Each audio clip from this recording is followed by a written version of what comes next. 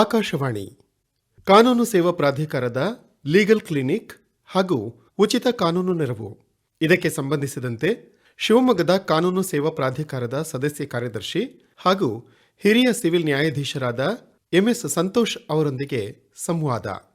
ಇವರೊಂದಿಗೆ ಆಕಾಶವಾಣಿ ಭದ್ರಾವತಿ ಕೇಂದ್ರದ ಕಾರ್ಯಕ್ರಮ ಮುಖ್ಯಸ್ಥರಾದ ಎಸ್ಆರ್ ಭಟ್. ಕೇಳಿದ್ರೆ ನಾವು ಸಾಮಾನ್ಯವಾಗಿ ಯಾವುದೇ ರೋಗ ಬಂದರೆ ವೈದ್ಯಕೀಯ ಚಿಕಿತ್ಸೆಗಾಗಿ ಕ್ಲಿನಿಕ್ಕಿಗೆ ಹೋಗೋದನ್ನು ನೋಡ್ತೀವಿ. ಹಾಗೇನೆ ನ್ಯಾಯ ಬೇಕು ಅಂತಂದ್ರೂ ಕ್ಲಿನಿಕ್ಕಿಗೆ ಹೋಗಬೇಕಾ ಯೋಚನೆ ಮಾಡ್ತಾ ಇದ್ದೀರಾ? ಶಿವಮೊಗ್ಗದಲ್ಲಿ ಒಂದು ಲೀಗಲ್ ಕ್ಲಿನಿಕ್ ಇದೆ. ಆ ಲೀಗಲ್ ಕ್ಲಿನಿಕ್ ಅಂತಂದ್ರೆ ಏನು ಅನ್ನೋದನ್ನು ಇವತ್ತು ತಿಳ್ಕೊಳ್ಳೋ ಪ್ರಯತ್ನ ಮಾಡೋಣ. ಇದನ್ನು ತಿಳಿಸೋದಕ್ಕೆ ಇಂದು ನಮ್ಮೊಂದಿಗಿದ್ದಾರೆ ಹಿರಿಯ ಸಿವಿಲ್ ನ್ಯಾಯಾಧೀಶರು ಹಾಗೂ ಸದಸ್ಯ ಕಾರ್ಯದರ್ಶಿಗಳು ಜಿಲ್ಲಾ ಕಾನೂನು ಸೇವಾ ಪ್ರಾಧಿಕಾರ ಶಿವಮೊಗ್ಗದ ಸಂತೋಷ್ ಎಂಎಸ್ ಅವರು. ಸಂತೋಷ್ ಎಂಎಸ್ ಅವರೇ ನಮಸ್ಕಾರ. ನಮಸ್ಕಾರ ಸರ್. ನಾನು ಅದೇ ಆರಂಭದಲ್ಲೇ ಹೇಳ್ತಾ ಇದ್ದೆ, ರೋಗ ಬಂದಾಗ ಕ್ಲಿನಿಕ್ಕಿಗೆ ಹೋಗ್ತೀವಿ. ಹೌದು ಸರ್. ಇದು ಏನಿದು ಸರ್, ಇದು ಲೀಗಲ್ ಸರ್ವಿಸಸ್ ಕ್ಲಿನಿಕ್ ಅಂತ ಹೇಳಿ ಇಲ್ಲಿ ನಾವು ಕಾನೂನು ಸೇವೆಗಳನ್ನು ಒದಗಿಸ್ತೀವಿ. ಸಾಮಾನ್ಯವಾಗಿ ನ್ಯಾಯ ಬೇಕು ಅಂದಾಗ ಒಬ್ಬ ವ್ಯಕ್ತಿಗೆ ನೆನಪಾಗೋದು ನ್ಯಾಯಾಲಯ. ಹೌದು. ನ್ಯಾಯಾಲಯಕ್ಕೆ ಹೋಗಬೇಕು ಅಂದಾಗ ಮೊದಲು ಯೋಚನೆ ಮಾಡೋದು ವ್ಯಕ್ತಿ, ನನಗೆ ವಕೀಲರ ಸಂಪರ್ಕ ಬೇಕು, ನನಗೆ ಕಾನೂನು ಸಲಹೆ ಬೇಕು, ನನ್ನ ಸಮಸ್ಯೆಗೆ ಪರಿಹಾರ ಎಲ್ಲಿ ಮತ್ತು ಹೇಗೆ ಸಿಗುತ್ತೆ ಅನ್ನುವಂಥ ಅನುಮಾನ ಸಾಮಾನ್ಯವಾಗಿ ಕಾಡುತ್ತೆ. ಹಾಗಾಗಿ ಕಾನೂನು ಸಮಸ್ಯೆಗೆ ಒಳಗಾದ ವ್ಯಕ್ತಿ ಅಥವಾ ಕಾನೂನು ಪರಿಹಾರ ಬೇಕು ಅಂತ ಬಯಸುವಂತ ವ್ಯಕ್ತಿ ನ್ಯಾಯಾಲಯಕ್ಕೆ ಬರಬೇಕಾದ್ರೆ ನಾನು ಕಂಡಂತೆ ಅವರಲ್ಲಿ ಒಂದು ಅಂಜಿಕೆ ಇರ್ತದೆ. ನಾನು ನ್ಯಾಯಾಲಯಕ್ಕೆ ಹೋದ್ರೆ ಹೇಗೆ, ನನ್ನ ಕುಟುಂಬದಲ್ಲಿ ಯಾರು ಹೋಗಿಲ್ಲ, ನಾವು ಪೊಲೀಸ್ ಸ್ಟೇಷನ್ ಮೆಟ್ಲು ಹತ್ತಿಲ್ಲ, ನ್ಯಾಯಾಲಯದ ಕಡೆ ಕುಟುಂಬದವ್ರು ಯಾರು ಹೋಗಿಲ್ಲ. ಅವ್ರು ಬಹಳಷ್ಟು ಜನರ ಮನಸ್ಸಿನಲ್ಲಿರುವಂಥದ್ದು, ನ್ಯಾಯಾಲಯಕ್ಕೆ ಹೋದರೆ ವರ್ಷಾನುಗಟ್ಟಲೆ ಕೇಸ್ಗಳನ್ನು ನಡೆಸ್ಕೊಂಡು ನಾನು ನನ್ನ ಮಗ ಮೊಮ್ಮಗನವರೆಗೆ ಎಳೆಯುತ್ತಾ ಅನ್ನೋಂಥ ಭಯನೂ ಇರೋ ಸಾಧ್ಯತೆ ಇರುತ್ತಲ್ವಾ? ನಿಜ ಸರ್. ಅದಕ್ಕೆ ನಾವೇನು ಮಾಡಿದ್ದೀವಿ, ಈಗ ನ್ಯಾಯ ನಿಮ್ಮದು, ನೆರವು ನಮ್ಮದು ಅನ್ನುವಂಥ ಧ್ಯೇಯ ವಾಕ್ಯದಲ್ಲಿ ಕಾನೂನು ಸೇವಾ ಪ್ರಾಧಿಕಾರಗಳು ಸೇವೆ ಸಲ್ಲಿಸ್ತಾ ಇದ್ದೀವಿ. ಈ ನಾವು ಲೀಗಲ್ ಸರ್ವಿಸಸ್ ಕ್ಲಿನಿಕ್ ಅಂತ ಏನು ಮಾತಾಡ್ತಿದ್ದೀವಿ ಸರ್, ಇಲ್ಲಿ ನಾವೇನು ಮಾಡ್ತೀವಿ, ಒಬ್ಬ ನುರಿತ ವಕೀಲರನ್ನು ಈ ಕಾನೂನು ಸೇವಾ ಒಂದು ಕೇಂದ್ರಕ್ಕೆ ನಾವು ನಿಯೋಜನೆ ಮಾಡಿರ್ತೀವಿ. ಅವರು ಅಲ್ಲಿ ಉಚಿತವಾಗಿ ಸೇವೆಯನ್ನು ಕೊಡ್ತಾರೆ, ಸಲಹೆಯನ್ನು ಕೊಡ್ತಾರೆ. ನೀವು ಹೇಳ್ತಾ ಇರಬೇಕಿದ್ರೆ ಸೇವಾ ಕೇಂದ್ರ ಅಂತಂದ್ರಿ. ಹೌದು ಸರ್. ಸೇವಾ ಕೇಂದ್ರ ಒಂದಿರುತ್ತೆ, ಎಷ್ಟಿರುತ್ತೆ ಸರ್? ನಮ್ಮಲ್ಲಿ ಶಿವಮೊಗ್ಗ ನಗರದಲ್ಲಿ ಇಲ್ಲಿವರೆಗೂ ನಾವು 12 ಕಾನೂನು ಸೇವಾ ಕೇಂದ್ರಗಳನ್ನು ಸ್ಥಾಪಿಸಿದ್ದೀವಿ. ಅದರಲ್ಲಿ ನಾನು ಕೆಲವು ವಿವರಗಳನ್ನು ತಮಗೆ ಕೊಟ್ಬಿಡ್ತೀನಿ. ಈಗ ಮಹಿಳೆಯರ ವಿಷಯಕ್ಕೆ ಸಂಬಂಧಿಸಿದಂತೆ ಏನಾದರೂ ಸಮಸ್ಯೆ ಆದರೆ ಅವರು ಕಾನೂನು ಸಲಹೆ ಬೇಕು, ನನಗೆ ಕಾನೂನು ಪ್ರಕಾರ ನ್ಯಾಯ ಬೇಕು ಅಂದಾಗ ಸಾಮಾನ್ಯವಾಗಿ ಹೋಗುವಂಥದ್ದು ಮಹಿಳಾ ಮತ್ತು ಮಕ್ಕಳ ಅಭಿವೃದ್ಧಿ ಇಲಾಖೆ ಕಚೇರಿಗೆ. ನಮ್ಮಲ್ಲಿ ಶಿವಮೊಗ್ಗ ಜಿಲ್ಲೆಯ ಎಲ್ಲ ತಾಲೂಕುಗಳಲ್ಲಿರ್ತಕ್ಕಂಥ CDPO ಕಚೇರಿ ಅಂತ ಹೇಳಿ, ಇವರು ಮಹಿಳಾ ಮತ್ತು ಮಕ್ಕಳ ಅಭಿವೃದ್ಧಿ ಇಲಾಖೆಯ ತಾಲೂಕು ಮಟ್ಟದ ಅಧಿಕಾರಿಗಳು. ಎಲ್ಲ ಕಚೇರಿಗಳಲ್ಲೂ ಕೂಡ ನಮ್ಮ ಪ್ಯಾನಲ್ ವಕೀಲರನ್ನ ಲೀಗಲ್ ಸರ್ವಿಸಸ್ ಕ್ಲಿನಿಕ್ಗೆ ನಾವು ನಿಯೋಜನೆ ಮಾಡಿದ್ದೀವಿ. ಅಂದ್ರೆ ಎಲ್ಲ CDPO ಕಚೇರಿಯಲ್ಲಿ ಒಬ್ಬ ವಕೀಲರನ್ನ ತಾವು ಒಂದು ರೀತಿಯಲ್ಲಿ ಸಲಹೆ ಕೊಡೋದಕ್ಕೆ ನೆರವು ಕೊಡಲಿಕ್ಕೆ ಫ್ರೀಯಾಗಿ ಇಟ್ಟಿದ್ದೀವಿ ಸರ್. ಒಂದು. ಎರಡನೇದ್ದು, ಈಗ HIV ಸೋಂಕಿತರಾಗಿದ್ದಾರೆ, ಆ ವ್ಯಕ್ತಿಗಳ ಬಗ್ಗೆ ಗೌಪ್ಯತೆಯನ್ನು ಕಾಪಾಡಬೇಕು. ಹಾಗಾಗಿ ನಾನು HIV ಸೋಂಕಿತ ವ್ಯಕ್ತಿ ಅಂತ ಒಬ್ಬ ವ್ಯಕ್ತಿ ಹೇಳ್ಕೊಂಡು ವಕೀಲರ ಹತ್ರ ಹೋಗೋದಾಗ್ಲಿ ಕೋರ್ಟಿಗೆ ಬಂದು ನ್ಯಾಯ ಕೇಳೋದು ಸ್ವಲ್ಪ ಕಷ್ಟ. ಹಾಗಾಗಿ ನಾವೇನು ಮಾಡಿದ್ದೀವಿ, ಆ ವ್ಯಕ್ತಿಗಳು ಹೋಗಿ ಚಿಕಿತ್ಸೆ ಪಡೆಯುವಂತಹ ART ಕ್ಲಿನಿಕಲ್ಲೇ ಒಂದು ಲೀಗಲ್ ಸರ್ವಿಸ್ ಕ್ಲಿನಿಕ್ ಇಟ್ಟಿದ್ದೀವಿ. ತಾವು ಹೇಳಿದ ಹಾಗೆ ಎಲ್ಲಿ ನಮಗೆ ಸಮಸ್ಯೆ ಇದೆಯೋ ಆರೋಗ್ಯದ್ದು, ಅಲ್ಲಿ ನಮಗೆ ಉಪಚಾರ ಮಾಡುವಂಥ ಕ್ಲಿನಿಕಲ್ಲಿಯೇ ಕಾನೂನು ಸಮಸ್ಯೆಗೂ ಕೂಡ ಚಿಕಿತ್ಸೆ ಕೊಡುವಂಥ ಒಂದು ಕ್ಲಿನಿಕ್ ಅಲ್ಲಿ ಇದೆ. ಕಾನೂನಿನಲ್ಲಿ ಬಂದಂಥ ಸಮಸ್ಯೆಗೆ ಕಾನೂನು, ಎಸ್, ವೈದ್ಯಕೀಯ ಸಮಸ್ಯೆಗೆ ವೈದ್ಯಕೀಯ ಪರಿಹಾರ, ಎರಡು ಪರಿಹಾರವನ್ನು ಒಂದೇ ಕೇಂದ್ರದಲ್ಲಿ ಪಡ್ಕೋಬಹುದು. ಹೌದು ಸರ್. ಒಂದೇ ಸೂರಿನಡಿ ಎರಡು ಪರಿಹಾರವನ್ನು ಪಡ್ಕೊಳ್ಬೋದು. ಇದು ಎರಡನೇದು ಸರ್. ಮೂರನೇದು, ಕಾನೂನು ಸಂಘರ್ಷಕ್ಕೆ ಒಳಗಾದ ಮಕ್ಕಳು ಮತ್ತು ಈ ಪಾಲನೆ ಮತ್ತು ಪೋಷಣೆ ಅವಶ್ಯಕತೆ ಇರುವಂತಹ ಮಕ್ಕಳಿಗೆ ಸಂಬಂಧಿಸಿದಂತೆ ನಾವು ಜುವಿನೈಲ್ ಜಸ್ಟಿಸ್ ಬೋರ್ಡ್ ಅಂತ ಹೇಳಿ ವಿಶೇಷವಾದ ನ್ಯಾಯಾಲಯ ಕಾರ್ಯನಿರ್ವಹಿಸ್ತಾ ಇದೆ. ಅಲ್ಲಿ ಕೂಡ ಒಂದು ಲೀಗಲ್ ಸರ್ವಿಸಸ್ ಕ್ಲಿನಿಕ್ನ ನಾವು ಸ್ಥಾಪನೆ ಮಾಡಿದ್ದೀವಿ. ಇದು ಮೂರನೇದ್ದು ಸರ್. ಇನ್ನು ನಾಲ್ಕನೇದ್ದು, ಜಿಲ್ಲಾ ಸೈನಿಕ್ ಬೋರ್ಡ್ ಶಿವಮೊಗ್ಗದಲ್ಲಿ. ಇಲ್ಲಿ ಎಲ್ಲ ನಮ್ಮ ಜಿಲ್ಲೆಯಲ್ಲಿರ್ತಕ್ಕಂಥ ಸೈನಿಕರು ಅಲ್ಲಿ ಬಂದು ನೋಂದಣಿಯನ್ನು ಮಾಡಿಸಿರ್ತಾರೆ.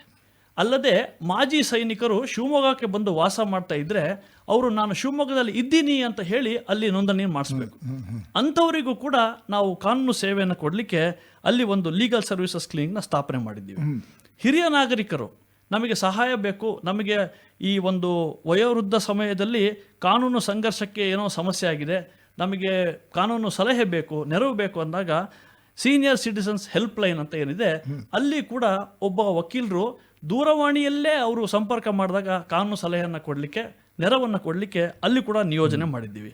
ಇನ್ನೊಂದು ವಿಷಯ ನಾನು ಹೇಳಬೇಕು ಅಂತಾದರೆ, ನಮ್ಮಲ್ಲಿ ಇತ್ತೀಚೆಗೆ ಶಿವಮೊಗ್ಗ ಮೆಗಾನ್ ಆಸ್ಪತ್ರೆಯಲ್ಲಿ ಜಿಲ್ಲಾ ಮಾನಸಿಕ ಪರಿಶೀಲನಾ ಮಂಡಳಿ ಅಂತ ಹೇಳಿ ಸ್ಥಾಪನೆ ಆಗಿದೆ, and district mental health review board ಅಂತ ಹೇಳಿ. ಅಲ್ಲಿ ಇರ್ತಕ್ಕಂಥ ಕಚೇರಿಯಲ್ಲಿಯೂ ಕೂಡ ನಮ್ಮ ಜಿಲ್ಲೆಯ ಗೌರವಾನ್ವಿತ ಪ್ರಧಾನ ಜಿಲ್ಲಾ ಹಾಗೂ ಸತ್ರ ನ್ಯಾಯಾಧೀಶರಾದ ಮಂಜುನಾಥ್ GA ಸಾಹೇಬರು ಒಂದು ಲೀಗಲ್ ಸರ್ವಿಸಸ್ ಕ್ಲಿನಿಕ್ನ ಉದ್ಘಾಟನೆ ಮಾಡಿದರು. ಅಲ್ಲಿ ಕೂಡ ವಾರಕ್ಕೊಮ್ಮೆ ವಕೀಲರು ಹೋಗಿ ಅಲ್ಲಿ ಬರ್ತಕ್ಕಂಥ ಮಾನಸಿಕ ಅಸ್ವಸ್ಥ ವ್ಯಕ್ತಿಗಳಿಗೆ, ಅವರ ಅವಲಂಬಿತರಿಗೆ ಇರುವಂತಹ ಕಾನೂನು ಸಮಸ್ಯೆಗೆ ಸಲಹೆಯನ್ನು ಉಚಿತವಾಗಿ ಕೊಡ್ತಾರೆ. ಅಲ್ಲದೆ ಕೇಂದ್ರ ಕಾರಾಗೃಹ ಮತ್ತು ಮಹಿಳಾ ಕೇಂದ್ರ ಕಾರಾಗೃಹ ಇಲ್ಲಿ ಕೂಡ ನಮ್ಮ ವಕೀಲರು ಹೋಗಿ ಅವರಿಗೆ ಸಲಹೆಯನ್ನು ಕೊಡ್ತಾರೆ. ಅಲ್ಲದೆ ನಮ್ಮ ನ್ಯಾಯಾಲಯದ ಫ್ರಂಟ್ ಆಫೀಸ್ ಅಂತ ಮಾಡಿದ್ದೀವಿ. ನ್ಯಾಯಾಲಯದ ಆವರಣದಲ್ಲೇ ಬಂದಂಥ ವ್ಯಕ್ತಿಗಳಿಗೆ ನಾನು ಸಲಹೆಯನ್ನು ಪಡ್ಕೊಳ್ಬೇಕು ಅಂತಂದರೆ ಅಲ್ಲಿ ಕೂಡ ಬೆಳಗ್ಗೆ 10 ಗಂಟೆಯಿಂದ ಸಂಜೆ 6 ಗಂಟೆವರೆಗೂ ಕೂಡ ಉಚಿತವಾಗಿ ಕಾನೂನು ಸಲಹೆಯನ್ನು ಕೊಡುವಂಥ ವಕೀಲರು ನಿಯೋಜನೆ ಮಾಡಿದ್ದೀವಿ.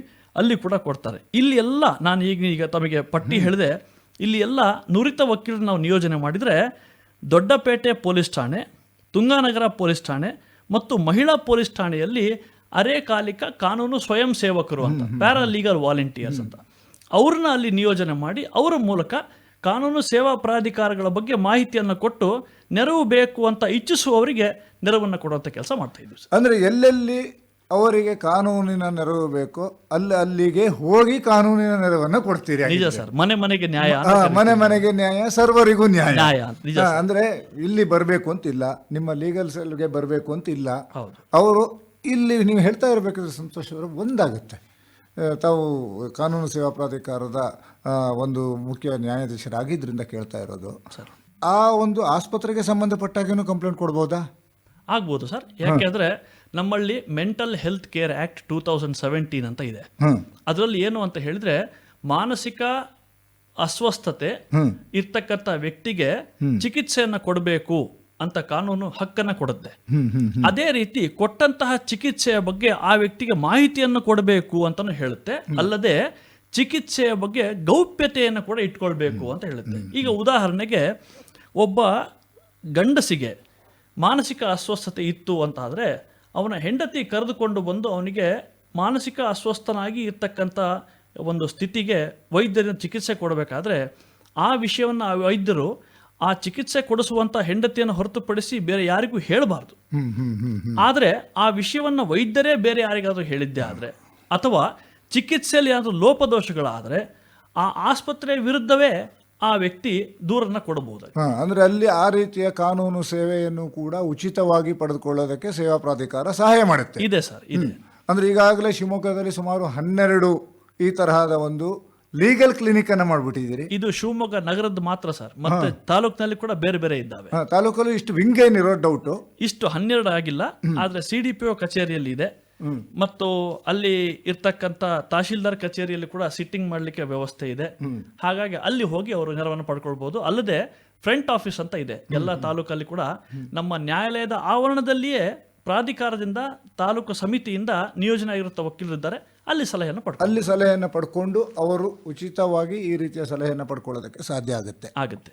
ಇದನ್ನ ಬಿಟ್ಟು ಕಾನೂನು ಸೇವಾ ಪ್ರಾಧಿಕಾರದಲ್ಲಿ ಯಾವ ಯಾವ ರೀತಿಯ ಸಮಸ್ಯೆಗಳಿಗೆ ಪರಿಹಾರವನ್ನು ಕಂಡುಕೋಬಹುದು ಸರ್? ಈಗ ಸಾಮಾನ್ಯವಾಗಿ ಜನರು ನಾನು ನ್ಯಾಯವನ್ನು ಪಡಿಬೇಕು ಅಂತಾದರೆ ಕೋರ್ಟ್ಗೆ ಕೇಸೇ ಹಾಕ್ಕೊಳ್ಬೇಕಾ ಅನ್ನುವಂಥ ಸಮಸ್ಯೆ ಬರ್ತದೆ. ಇದಕ್ಕೆ ಒಂದು ಪರ್ಯಾಯವಾದಂತಹ ಮಾರ್ಗ ಅಂತ ಹೇಳಿದರೆ, ಈ ಸಣ್ಣ ಪುಟ್ಟ ಕೌಟುಂಬಿಕ ಸಮಸ್ಯೆ ಇರುತ್ತೆ. ನಾನು ಒಂದು ಉದಾಹರಣೆ ತಮಗೆ ಕೊಟ್ಬಿಡ್ತೀನಿ. ನಮಗೆ ನಮ್ಮ ಕಾನೂನು ಸೇವಾ ಪ್ರಾಧಿಕಾರದ ಅಧಿನಿಯಮದ ಅಡಿಯಲ್ಲಿ ಮಹಿಳೆಯರಿಗೆ ಉಚಿತವಾಗಿ ನಾವು ಕಾನೂನು ಸೇವೆಯನ್ನು ಕೊಡ್ತೀವಿ. 8 ಬಗೆಯ ವ್ಯಕ್ತಿಗಳಲ್ಲಿ ಮಹಿಳೆಯರು ಕೂಡ ಒಬ್ಬರು. ಹಾಗಾಗಿ ಒಮ್ಮೆ ನನ್ನ ಕಚೇರಿಗೆ ಒಬ್ಬ ಮಹಿಳೆ ಬಂದು, ಸರ್ ನನಗೆ ನನ್ನ ಗಂಡನ ವಿರುದ್ಧ ಒಂದು ಪ್ರಕರಣ ದಾಖಲಿಸಬೇಕು ಅಂದರು. ನಾನು ಏನು ಪ್ರಕರಣ ಅಂದೆ. ಇಲ್ಲ ಸರ್, ಗಂಡನಿಂದ ವಿಚ್ಛೇದನ ಪಡಿಬೇಕು ಅಂದರು. ನಾನು ಆಯಿತು ಕೂತ್ಕೊಳ್ಳಿ ಅಂತ ಹೇಳಿ ಕೂಡಿಸಿ ಅವರ ವೈವಾಹಿಕ ಜೀವನದ ಬಗ್ಗೆ ಮಾಹಿತಿ ಕೇಳಲಿಕ್ಕೆ ಶುರು ಮಾಡಿದೆ. ನಿಮ್ಮ ಮದುವೆ ಯಾವಾಗ ಆಯಿತು, ನಿಮಗೆ ಎಷ್ಟು ಜನ ಮಕ್ಕಳಿದ್ದಾರೆ ಅಂತ ಕೇಳಿದಾಗ ಅವ್ರು ಹೇಳಿದರು, ನನಗೆ 3 ಜನ ಮಕ್ಕಳಿದ್ದಾರೆ ಸರ್. 10 ವರ್ಷ, 7 ವರ್ಷ ಮತ್ತು 5 ವರ್ಷದ 3 ಜನ ಮಕ್ಕಳಿದ್ದಾರೆ. ಹಾಗಾಗಿ ನಾನು ಅವ್ರನ್ನ ಜೋಪಾನ ಮಾಡ್ತಾ ಇದ್ದೀನಿ, ನನ್ನ ಜೊತೆಗೆ ಇದ್ದಾರೆ ಅಂತ ಹೇಳಿದರು. ನಾನು ಹಾಗಿದ್ರೆ ನೀವು ಅವರಿಗೆ ವಿದ್ಯಾಭ್ಯಾಸ ಹೆಂಗೆ ಕೊಡಿಸ್ತಾ ಇದ್ದೀರಿ ಅಂದೆ. ಇಲ್ಲ ಸರ್, ನಾನು ಗೃಹಿಣಿ, ನಾನು ವಿದ್ಯಾಭ್ಯಾಸ ಕೊಡಿಸ್ಲಿಕ್ಕೆ ಆಗ್ತಾ ಇಲ್ಲ, ಅದಕ್ಕೆ ವ್ಯವಸ್ಥೆ ಗಂಡ ಮಾಡಬೇಕು ಅಂತ ಹೇಳಿದರು. ಆಗ ನಾನು ಕೇಳಿದೆ, ನಿಮಗೆ ಹಾಗಿದ್ರೆ ವಿಚ್ಛೇದನ ಬೇಕೋ ಅಥವಾ ಮಕ್ಕಳನ್ನ ನೋಡ್ಕೊಳ್ಬೇಕೋ? ಇಲ್ಲ ಸರ್ ನನಗೆ ಜೀವನಾಂಶ ಕೊಡಿಸಿದ್ರೆ ಸಾಕು ಅಂತ ಹೇಳಿದರು. ಹಾಗೆ ಹೇಳಿದೆ, ಜೀವನಾಂಶ ಕೊಡಿಸ್ಬೇಕು ಅಂತಾರೆ ನೀವು ಪ್ರಕರಣ ದಾಖಲಿಸಬೇಕು, ಆದೇಶ ಆಗಬೇಕು, ಆದೇಶವನ್ನು ಜಾರಿ ಮಾಡಲಿಕ್ಕೆ ಅರ್ಜಿಯನ್ನು ಹಾಕಬೇಕು, ಇದು ಆಗಬೇಕು ಅಥವಾ ನಿಮ್ಮ ಕುಟುಂಬವನ್ನು ಅವ್ರು ನೋಡ್ಕೊಳ್ಬೇಕು ಅಂದೆ. ಸರ್ ನನ್ನ ಗಂಡ ಕುಟುಂಬ ನೋಡ್ಕೊಂಡ್ರೆ ನನಗೆ ತುಂಬ ಸುಖವಾಗಿರ್ತೀನಿ ಅಂತ ಹೇಳಿದರು. ಅಂದರೆ ವಿವಾದ ತುಂಬ ಸಣ್ಣದು, ಆದರೆ ಅದರಲ್ಲಿ ಭಾವನಾತ್ಮಕವಾಗಿಯೂ ಪಕ್ಷಗಾರರು ಅದರಲ್ಲಿ ಇರೋದ್ರಿಂದ ಅವರು ಒಂದು ನಿರ್ಧಾರವನ್ನು ತಪ್ಪಾಗಿ ತಗೊಳ್ಳೋಂಥ ಒಂದು ಸಾಧ್ಯತೆ ಭಾಳ ಇದೆ. ಹಾಗಾಗಿ ನಾನು ಅವ್ರಿಗೆ ಹೇಳಿದೆ, ನೀವು ಒಂದು ಕೆಲಸ ಮಾಡಿ, ನನಗೆ ಕೌಟುಂಬಿಕ ಸಮಸ್ಯೆ ಇದೆ, ಇದನ್ನ ಪರಿಹರಿಸಲಿಕ್ಕೆ ನೀವು ನ್ಯಾಯವನ್ನು ಕೊಡಿಸಿ ಅಂತ ಅರ್ಜಿಯನ್ನು ಕೊಟ್ಟರು. ನಮ್ಮಲ್ಲಿ ವ್ಯಾಜ್ಯ ಪೂರ್ವ ಪ್ರಕರಣ ಅಂತ ದಾಖಲಿಸ್ತೀವಿ, ಅದನ್ನ ಪ್ರೀ ಲಿಟಿಗೇಷನ್ ಕೇಸ್ ಅಂತ ಕರಿತೀವಿ. ಆ ರೀತಿ ದಾಖಲು ಮಾಡಿ ಅವರ ಏನು ಗಂಡ ಇದ್ದರು ನೋಟಿಸ್ ಕಳಿಸಿದೆ, ಅವರು ಬಂದರು, ಇಬ್ಬರನ್ನು ಕೂಡಿಸಿ ಮಾತಾಡಿದೆ. ಭಾಳ ಸಣ್ಣ ವಿಷಯ ಅದು, ನ್ಯಾಯಾಲಯಕ್ಕೆ ಹೋದರೆ ಬಹುಶಃ ಬಹಳಷ್ಟು ವರ್ಷಗಟ್ಟಲೆ ಇಬ್ಬರು ಕೂಡ ಜಿದ್ದಾಜಿದ್ದಿಂದ ಸಾಕ್ಷಿ ಮಾಡೋಷ್ಟು ಇತ್ತು. ಆದರೆ ಅವರಿಬ್ಬರು ಯೋಚನೆ ಮಾಡಿಕೊಂಡು ಇಲ್ಲ ಸರ್ ನಾವು ಇನ್ನು ಸರಿಯಾಗಿರ್ತೀವಿ ಅಂತ ಹೇಳಿ ಅಂದ್ಕೊಂಡು ಇಬ್ಬರು ಕೂಡ ಪ್ರಾಧಿಕಾರಕ್ಕೆ ಅರ್ಜಿಯನ್ನು ಕೊಟ್ಟು ಒಂದಾಗಿ ವಾಪಸ್ ಹೋದ್ರು. ಕೋರ್ಟಲ್ಲಿ ಯಾವುದೂ ಕೇಸ್ ಇಲ್ಲ, ಪೊಲೀಸ್ ಸ್ಟೇಷನಲ್ಲಿ ಕಂಪ್ಲೇಂಟ್ ಇಲ್ಲ, ಇಬ್ಬರು ಕೂಡ 3 ಜನ ಮಕ್ಕಳ ಜೊತೆ ಸುಖವಾಗಿದ್ದಾರೆ. ಸುಖ ನೆಮ್ಮದಿಯನ್ನು ಇಡುವುದಕ್ಕೆ ಅಥವಾ ಪಡೆಯುವುದಕ್ಕೆ ಕಾನೂನು ಸೇವಾ ಪ್ರಾಧಿಕಾರವು ಸಹಾಯ ಮಾಡುತ್ತೆ ಅನ್ನುವುದಕ್ಕೆ ಇದು ಒಂದು ಸಣ್ಣ ಉದಾಹರಣೆ. ಹೌದು ಸರ್, ಅದು ಕೂಡ ಕಾನೂನು ನೆರವು. ಹೌದು, ಇದು ಒಂದು ಕಾನೂನು ನೆರವು. ಆದರೆ ನೇರವಾಗಿ ಕೋರ್ಟ್ ಕಚೇರಿಗೆ ನೆರವು ಕೊಡದೇನೆ ಪರ್ಸನಲ್ ಆಗಿನೇ ಇಲ್ಲೇ ಮುಗಿಸುವಂತಹ ಒಂದು ಪೂರ್ವ ಅಂದ್ರೆ ವ್ಯಾಜ್ಯ ಪೂರ್ವ ತೀರ್ಮಾನಗಳನ್ನು ತಾವು ಮಾಡಿರ್ತೀವಿ. ಈ ರೀತಿಯಲ್ಲಿ ಹಲವು ವಿಷಯಗಳಿದ್ದಾಗ ತಾವು ಈ ಕ್ಲಿನಿಕ್ ಅನ್ನು ಓಪನ್ ಮಾಡಿದ್ದೀನಿ ಅಂತಂದ್ರೆ, ಅದೇ ರೀತಿಯಲ್ಲಿ ಟೋಲ್ ಫ್ರೀ ನಂಬರ್ನ ಮುಖಾಂತರ ಏನಾದ್ರೂ ಅವರು ಇದೆ ಸರ್. ನಮಗೆ ಯಾರಾದರೂ ನ್ಯಾಯಾಲಯಕ್ಕೆ ಬರಲಿಕ್ಕಾಗಲ್ಲ, ಕ್ಲಿನಿಕ್ ಇರ್ತಕ್ಕಂಥ ವ್ಯವಸ್ಥೆ ಅಲ್ಲಿ ಕೂಡ ಹೋಗಿ ನನಗೆ ಸೇವೆ ಪಡೀಲಿಕ್ಕಾಗಲ್ಲ, ನಾನು ಮನೆಯಿಂದಲೇ ದೂರವಾಣಿ ಮಾಡಿ ನಾನು ಸಲಹೆ ಪಡ್ಕೊಳ್ಬೋದಾ ಅಂತ ಹೇಳಿದರೆ, ನಮ್ಮಲ್ಲಿ ರಾಷ್ಟ್ರೀಯ ಕಾನೂನು ಸೇವೆಗಳ ಪ್ರಾಧಿಕಾರ ನಾಲ್ಸಾ ಅಂತ ಹೇಳಿ ಒಂದು ಹೆಲ್ಪ್ ಲೈನ್ ನಮಗೆಲ್ಲ ಕೊಟ್ಟಿದೆ. ಇಡೀ ರಾಷ್ಟ್ರಕ್ಕೆ ಇದು ಒಂದೇ ಸಂಖ್ಯೆ ಆಗಿರ್ತದೆ. ನಾನೀಗ ಆ ಸಂಖ್ಯೆಯನ್ನು ನಮ್ಮ ಕೇಳುಗರಿಗಾಗಿ ಹೇಳ್ತಾ ಇದ್ದೀನಿ. ಕೇಳುಗರೆ ಇದನ್ನ ಬರೆದಿಟ್ಕೊಂಡ್ಬಿಡಿ, ನಿಮಗೆ ಯಾವುದೇ ಸಂದರ್ಭದಲ್ಲಿ ಬೇಕಾದ್ರೂ ಕೂಡ ಫ್ರೀಯಾಗಿ ಕಾನೂನು ನೆರವು ಸಿಗುತ್ತೆ ಸರ್. ಆ ಸಂಖ್ಯೆ ಬಂದ್ಬಿಟ್ಟು 1-5-1-1-0-0-0 ಇದು 5ನೇ ಸಂಖ್ಯೆ ಸರ್. 5 ಸಂಖ್ಯೆಯ ನಂಬರು. ಹೌದು ಸರ್. 1-5-1-1-0-0 ಈ ನಂಬರ್ಗೆ ಫೋನ್ ಮಾಡಿದ್ರೆ ಹೌದು ಸರ್, ಅವರಿಗೆ ಯಾವ ರೀತಿಯ ಕಾನೂನಿನ ನೆರವು ಬೇಕು ಅನ್ನುವಂತಹ ಒಂದು ವಿಷಯವನ್ನು ತಿಳ್ಕೊಂಡು ಎಲ್ಲಿಗೆ ಹೋಗಬೇಕು ಅನ್ನೋದು ಕೂಡ ಮಾಹಿತಿ ಸಿಗುತ್ತೆ. ಹೌದು ಸರ್, ಉಚಿತವಾಗಿ. ಅವರು ಫೋನ್ ಮಾಡಿದಾಗ ನೀವು ಇಂಥ ಭಾಷೆಗೆ 1 ಒತ್ತಿ, ಇಂಥದ್ದಕ್ಕೆ 2 ಒತ್ತಿ ಅಂತ ಕೇಳುವಂಥ ವ್ಯವಸ್ಥೆ ಇಲ್ಲಿಲ್ಲ. ಯಾಕೆ ಅಂತ ಹೇಳಿದ್ರೆ, ಅನಕ್ಷರಸ್ಥರೇ ಆಗಿರಬಹುದು ಅಥವಾ ಬೇರೆ ಯಾವುದೇ ವ್ಯಕ್ತಿ ಈ ಒಂದು ಸೌಲಭ್ಯವನ್ನು ಪಡ್ಕೊಳ್ಬೇಕು ಅನ್ನೋ ಉದ್ದೇಶದಿಂದ ಕರೆ ಮಾಡಿದ ಕೂಡಲೇ ಮೊದಲು ಅದು ಕೇಳುವಂಥ ಪ್ರಶ್ನೆ, ನೀವು ಯಾವ ಭಾಷೆಯಲ್ಲಿ ಮಾತಾಡಲಿಕ್ಕೆ ಇಚ್ಛಿಸ್ತೀರಿ ಅಂತ. ಇವರು ತಮ್ಮ ಬಾಯಿಯಿಂದ ಕನ್ನಡ, ಆಂಗ್ಲ ಭಾಷೆ ಅಂತ ಹೇಳಿದ್ರೆ ಸಾಕು, ಅದು ಮುಂದೆ ಪ್ರಶ್ನೆ ಕೇಳುತ್ತೆ, ನಿಮ್ಮ ರಾಜ್ಯ ಯಾವುದು ಅಂತ. ಅದನ್ನು ಕೂಡ ಇವರು ಬಾಯಿಯಿಂದ ಹೇಳಿದರೆ ಅದು ಕೇಳುವಂಥ ಮುಂದಿನ ಪ್ರಶ್ನೆ, ನಿಮಗೆ ಮಹಿಳಾ ನ್ಯಾಯವಾದಿ ಬೇಕೋ ಪುರುಷ ನ್ಯಾಯವಾದಿ ಬೇಕು? ಯಾಕೆಂದರೆ ಮಹಿಳೆಯರ ಹತ್ರ ಮಹಿಳೆಯರು ಮುಕ್ತವಾಗಿ ಮಾತಾಡ್ತಾರೆ, ಅದೇ ರೀತಿ ಪುರುಷರು ಕೂಡ. ಹಾಗಾಗಿ ನಮ್ಮ ಪ್ರಾಧಿಕಾರದಲ್ಲಿ ಸೇವೆ ಸಲ್ಲಿಸುವಂಥ ಮಹಿಳಾ ನ್ಯಾಯವಾದಿಯವರ ನಂಬರ್ ಕೂಡ ಇದಕ್ಕೆ ನಾವು ಲಿಂಕ್ ಮಾಡಿದ್ದೀವಿ, ಪುರುಷ ನ್ಯಾಯವಾದಿಗಳ ನಂಬರ್ ಕೂಡ ಈ ನಂಬರ್ಗೆ ಲಿಂಕ್ ಮಾಡಿದ್ದೀವಿ. ಅವರು ಆ ರೀತಿ ಹೇಳಿದ ಕೂಡಲೇ ಈ ನಂಬರ್ಗೆ ಕರೆ ಹೋಗುತ್ತೆ, ಅವರು ಸ್ವೀಕಾರ ಮಾಡಿ ಅವರ ಸಮಸ್ಯೆ ಏನು ಅಂತ ಕೇಳಿ ಪರಿಹಾರವನ್ನು ಸೂಚಿಸ್ತಾರೆ. ಇದು ಬೆಳಗ್ಗೆ 10 ಗಂಟೆಯಿಂದ 6 ಗಂಟೆವರೆಗೂ ಮಾತ್ರ ಇರುತ್ತೆ ಸರ್. ಯಾಕೆ ಅಂತ ಹೇಳಿದರೆ, ನಾವು ಈ ನಂಬರ್ ಏನು ಲಿಂಕ್ ಮಾಡಿದ್ದೀವಿ, ಆ ನ್ಯಾಯವಾದಿಗಳು ಅವರ ಖಾಸಗಿಯಾಗಿರ್ತಕ್ಕಂಥ ಪ್ರಕರಣಗಳನ್ನು ಕೂಡ ನೋಡ್ಕೊಳ್ಳೋಂಥವ್ರು ಇದ್ದಾರೆ. ಹಾಗಾಗಿ ಇದನ್ನ ಅವರು ಆ ಸಮಯದಲ್ಲಿ ಬಳಸಿದರೆ ಅವರು ಸಿಗ್ತಾರೆ. ಇನ್ನೊಂದು ಸರ್, ಅವರು ರಜಾ ದಿನ ಕರೆ ಮಾಡಬಾರ್ದು ಅಂತ ನಾನು ಹೇಳಲ್ಲ, ಮಾಡಬಹುದು. ಯಾಕೆ ಅಂತಂದರೆ, ಈಗ ಯಾವುದೋ ಶನಿವಾರ ಸಾಯಂಕಾಲ 8 ಗಂಟೆಗೆ ಸಮಸ್ಯೆ ಬಂತು ಅಂತ ಹೇಳಿ ಫೋನ್ ಮಾಡಿದಾಗ ಇವ್ರು ರಿಸೀವ್ ಮಾಡದೇ ಇದ್ದರೆ ಅದಕ್ಕೂ ನಾವು ಒಂದು ಪರಿಹಾರ ಇಟ್ಟಿದ್ದೀವಿ. ಏನು ಅಂತಂದರೆ, ಸಾಮಾನ್ಯವಾಗಿ ಸಹಾಯವಾಣಿಗಳ ಮೇಲೆ ಒಂದು ಅಪವಾದ ಇದೆ, ನಾವು ಕರೆ ಮಾಡ್ತೀವಿ, ಯಾರು ರಿಸೀವ್ ಮಾಡಲ್ಲ, ಆಮೇಲೆ ಯಾರು ನಮಗೇನು ಹೇಳಲ್ಲ ಅಂತ ಹೇಳಿ. ಆದರೆ ಇಲ್ಲಿ ನಾವು ನಮ್ಮ ವಕೀಲರಿಗೆ ಕೊಟ್ಟಂಥ ಸೂಚನೆ ಏನು ಅಂತಂದರೆ, ಅವರಿಗೆ ಬಂದಂಥ ಕರೆಯನ್ನು ಸ್ವೀಕಾರ ಮಾಡಿ ಮಾತಾಡಿದರೆ ಸರಿ ಹೋಗ್ತದೆ ಅಂತ ತೊಂದರೆ ಇಲ್ಲ. ಸ್ವೀಕಾರ ಮಾಡದೇ ಇದ್ದರೆ ಒಂದು ಮಿಸ್ಡ್ ಕಾಲಿಗೆ, ಅವರು ಸ್ವೀಕರಿಸೋದಕ್ಕೆ ವೈಫಲರಾದಂತಹ ಒಂದು ಕಾಲಿಗೆ 3 ಬಾರಿ ಕರೆ ಮಾಡಬೇಕು ಅಂತ. ಅದಕ್ಕೇನು ಮಾಡ್ತಾರೆ, ಮೊದಲು ಫೋನ್ ಮಾಡ್ತಾರೆ, ನೀವು ಇಂಥ ದಿನ ಇಂಥ ಸಮಯಕ್ಕೆ ಫೋನ್ ಮಾಡಿದ್ರಾ ಅಂತಾರೆ. ಹೌದು ಅಂತಾದರೆ ಕಟ್ ಮಾಡಿ ಮತ್ತೆ ಫೋನ್ ಮಾಡ್ತಾರೆ, ನಿಮ್ಮ ಸಮಸ್ಯೆ ಏನು ಅಂತ ಕೇಳ್ತಾರೆ, ಕಟ್ ಮಾಡಿ 3ನೇ ಕಾಲ್ ಮಾಡಿ ಸಮಸ್ಯೆಗೆ ಪರಿಹಾರ ಸೂಚಿಸ್ತಾರೆ. ಈ ರೀತಿ ನಾವು ಅವರಿಗೆ ನಿರ್ದೇಶನ ಕೊಡ್ತೀವಿ. ಈ ರೀತಿಯ ಒಂದು ಫ್ರೀ ಲೀಗಲ್ ಏಡ್ ಸಮಸ್ಯೆಯನ್ನು ಪರಿಹರಿಸೋದಷ್ಟೇ ಅಲ್ಲ, ಕಾನೂನಿನ ಸಮಾಲೋಚನೆಯನ್ನು, ಕಾನೂನಿನ ಒಂದು ನೆರವನ್ನು, ಸಮಸ್ಯೆಗಳಿಗೆ ಪರಿಹಾರವನ್ನು ಕಂಡುಕೊಳ್ಳೋದಕ್ಕೆ ಸಾಧ್ಯ ಆಗುತ್ತೆ. ಈ ಕ್ಲಿನಿಕ್ಕಿಗೆ ಹೋಗದೇ ಇದ್ರೂ ಕೂಡ ಈ ಸಹಾಯವನ್ನು ಕೂಡ ಪಡ್ಕೊಳ್ಳೋದಕ್ಕೆ ಅವಕಾಶ ಇದೆ. ಕೇಳಿದ್ರೆ ಸಂತೋಷ್ ಅವರೇ ಭಾಗವಹಿಸಿ ಮಾಹಿತಿಯನ್ನು ನೀಡಿದ್ದಕ್ಕೆ ಧನ್ಯವಾದ. ನಮಸ್ಕಾರ. ಧನ್ಯವಾದ ಸರ್. ನಮಸ್ಕಾರ ಸರ್.